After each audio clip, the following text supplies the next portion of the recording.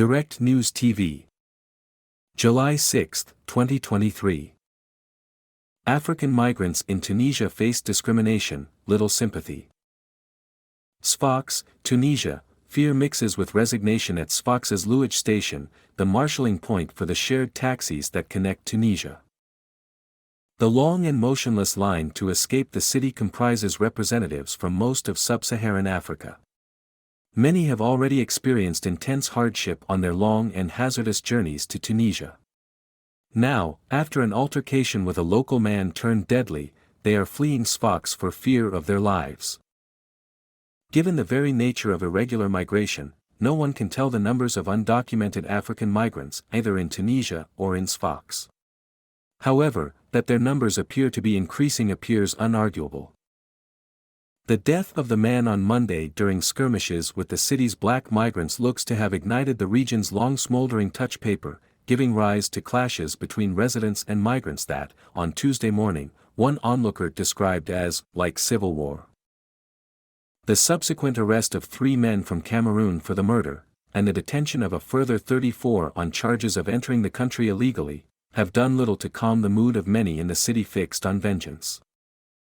Overnight, many were rounded up and placed on buses before being driven to what Human Rights Watch has said is the militarized border between Tunisia and Libya.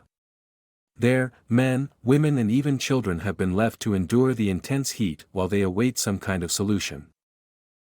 Sheltering under a banner, desperate to escape the day's heat, Mohammed from Sierra Leone stands with 3 others by the roadside, their entire worldly goods in backpacks by their feet.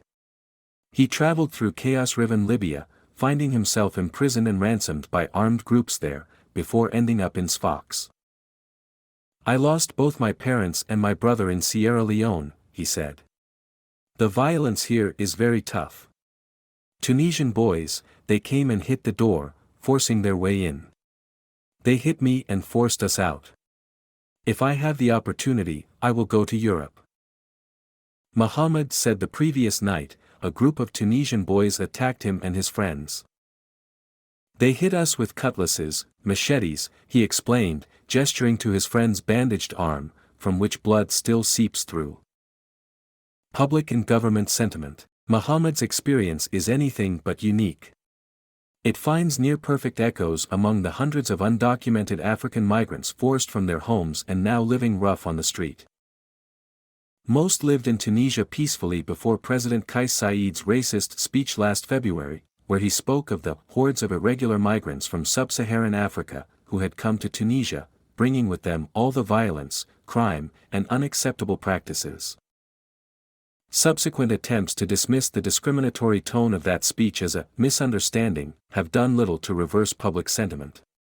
In Sfax particularly, concerns over food shortages, Tunisia's own tanking economy, and ingrained unemployment have all fueled the ingrained distrust of those from sub-Saharan Africa, all the while adding momentum to the exodus of Tunisians from the country of their birth. As Tunisians' financial circumstances have deteriorated, the presence of so many undocumented African migrants has offered a lifeline to a select few. With little money in hand, and possessed with a desperate urge to reach Europe, sub-Saharan migrants have proven ideal customers for many locals living along the Sfax coastline, who now make a living welding small, flat-bottomed boats together that will hopefully take their human cargo on one-way trips to Europe. With individual fares priced at about 3,000 Tunisian dinars, $970, and passengers numbering up to 38 per boat, the financial returns are overwhelming for many. However, relying upon one migrant and a GPS, a crash course in marine navigation, car tires for lifeboats, and occasionally watered-down petrol, the risks to the passengers themselves are intense. Little sympathy. Within the shade of the city's traditional shopping district, the Medina, a 17-year-old youth, who with a grin gives his name as Zaidan Chochin, works on the stall that he travels into the city to tend daily. He says with some pride that he has almost earned enough to pay for his own irregular crossing to Europe. All the same, despite his own specific circumstances, he has little sympathy for the undocumented African migrants in his city. "You rent a house to 2 people, then they bring friends, then more friends," he said. "Soon they are sleeping on the roof and the neighbors are complaining. For us, when we go to Europe, we have an object: to rent a house and build a new life. For them, when they come here, they just want to start fights, take money and act like gangsters. Now they're killing people, he said. Chochin is unlikely to have to make the journey in a metal boat. Odds are that his crossing will occur on a wooden boat with a skipper known to either him, his family or his friends. Even the desperate have their class system. Coming for their jobs. Official rhetoric over the crises in Sfax is ramping up. On Wednesday, the Speaker of the Parliament, Brahim Boudirbala, called upon President Said to intervene to save Sfax from the influx of undocumented migrants who threaten it. A delegation of senior security officials was dispatched to the city to help tackle a situation that Said himself has described as abnormal, albeit one couched in the kind of conspiracy thinking that has come to typify much of the president's worldview. However, while many of the undocumented African migrants in Sfax are bracing themselves for further forced removals, nuance remains. All the sub-Saharan migrants that come into my cafe and that I meet are fine, coffee shop owner Nadim Trigi told Al Jazeera. They come here with nothing, so often have to live in working-class neighborhoods. Trigi said while most of the violence comes from his fellow countrymen, it is not about racism per se.